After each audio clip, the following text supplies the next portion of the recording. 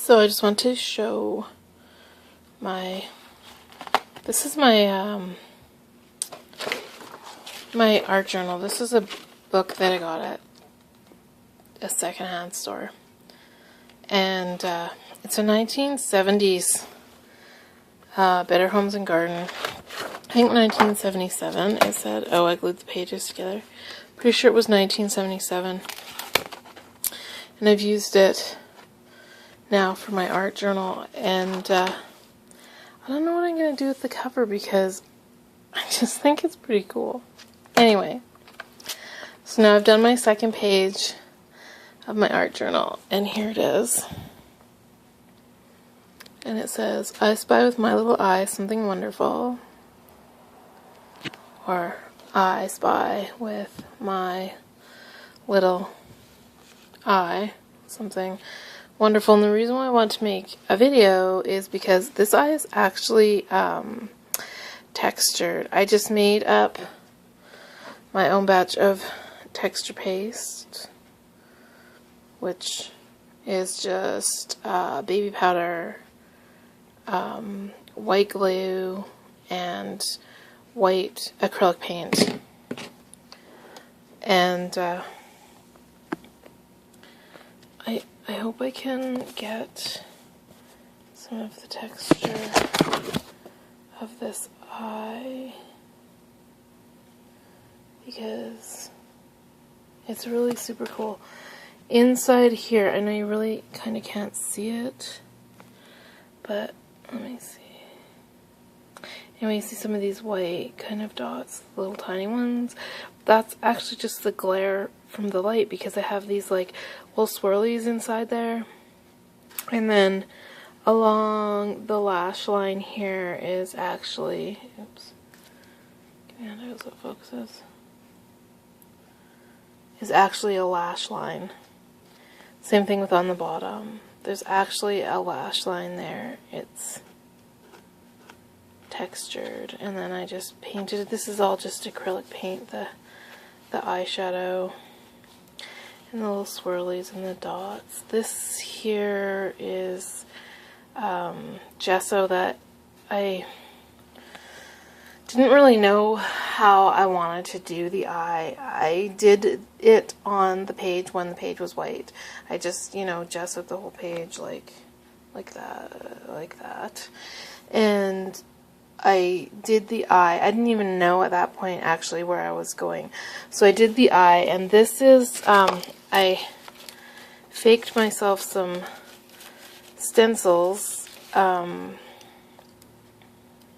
think these ones are Tim Holtz anyway. I cut them on my Cameo, but this is transparency paper, and I can't remember, but I used the just regular slide transparencies, and it really isn't very textured. It didn't come out like very high up off the page. And I had made some chipboard ones, and I found that that was too textured. Like these ones here, I'm in the middle of doing this, but these ones here are the chipboard ones, and they are really textured. This is like little actual rocks on this surface, because that's how textured they are. I didn't really like that, so I did this one in cardstock, and it is probably almost perfect for what I like. It came out really good. And when I took the dry brush, I just dry brushed over it with this silver paint, and so when I took the dry brush, it picked it up really, really well. So I'm going to say probably the best so far that I've done is cardstock. The only problem is, like this one, it breaks easy, right? It's just paper. These ones are definitely more durable, these little ones here, but they didn't give me enough. It wasn't raised enough for my liking. Like, you can hardly even see the E here. This has all been dry brushed, but because, see, you can actually see the brush strokes where I've brushed it. So I don't know, it's not quite thick enough for me. And in my town, the only craft store that's here is Michael's, where I work. And I know that we do not have the stencil, whatever they call it, the stencil plastic. Anyway, we don't have that at our store.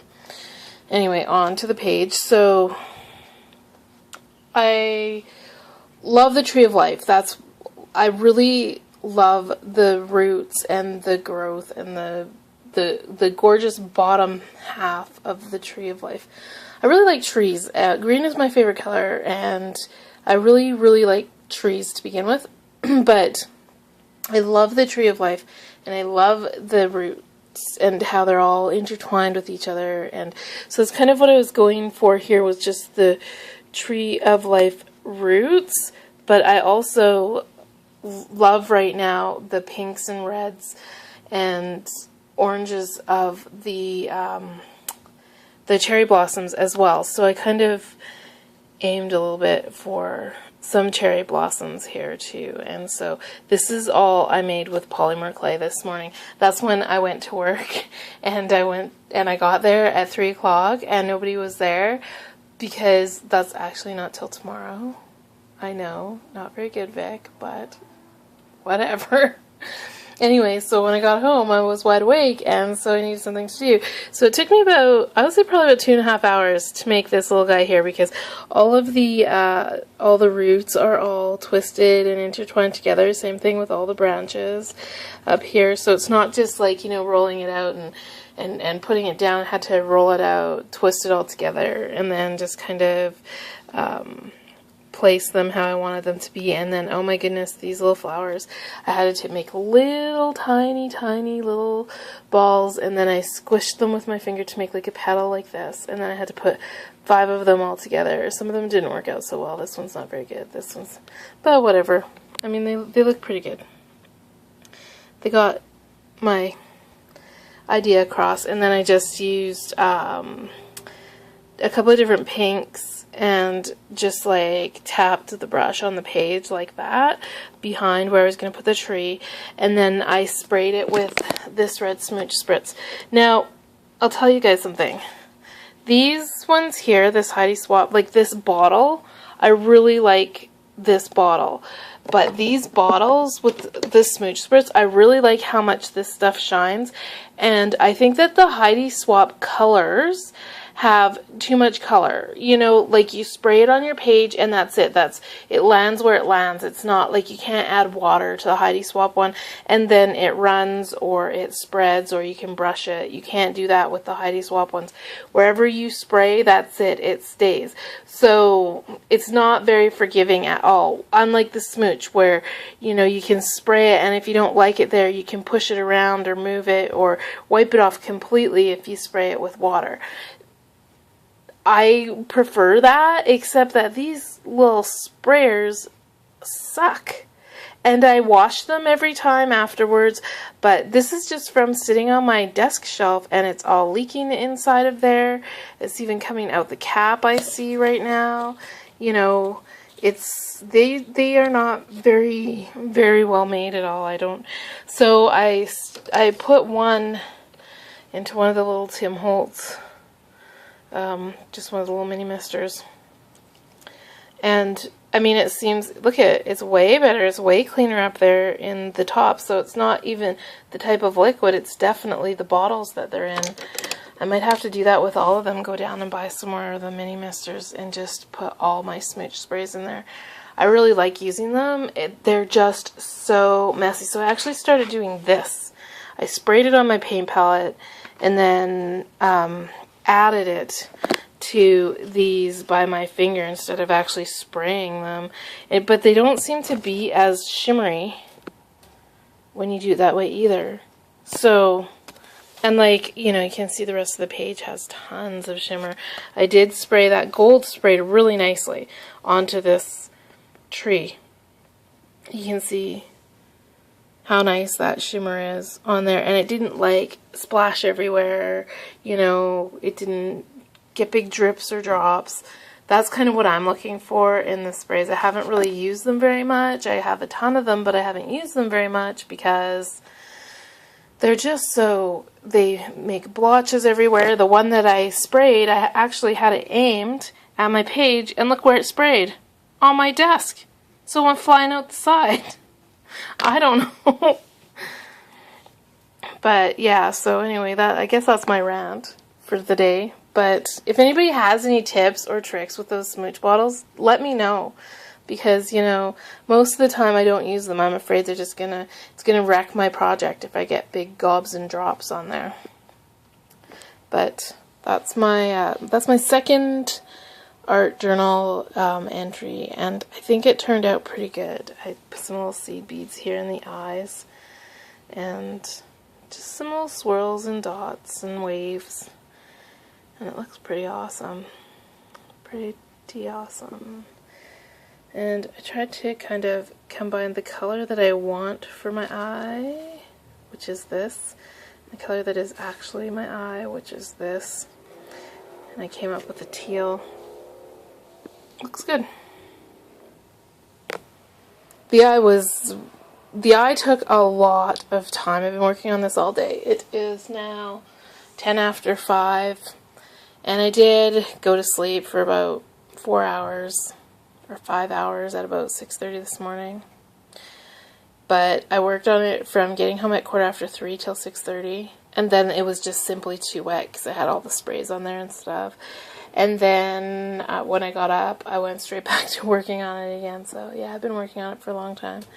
However, I think I'm really liking this book. Oh, something else too. See, I didn't gesso on all of the pages because I think like maybe some pages like this, I just might, I don't know, I might do something with that. I might actually just paint over them. This one, I definitely know what I'm going to do with this. I think I'm going to take Zandra's idea of the paper clay, and I'm going to build up this page. Now, when I glued the pages together, because some of them have 2, some of them have 3, some of them have 4 pages, it just stayed really wrinkly, and I don't know how to get rid of that either. So, you know, you guys that are pros out there, let me know. But check out this page and tell me what you think of this. This is from the 1970s, guys.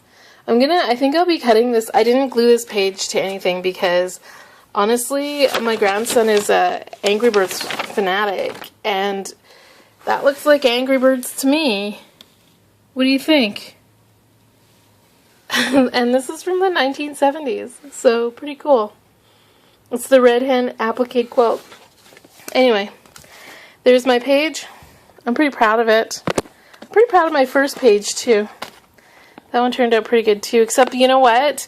This paint that I used, I didn't gesso the page underneath. I didn't have any at that point. And so when I closed it, it kind of all stuck to the other page. I tried to, like, scratch it off, but I don't want to scratch too much of my other... That's my likeness. I wish I was that cute. Anyway, my husband said, oh yeah, it does look like you. I don't know. But there's this one. I love it. Thanks for watching.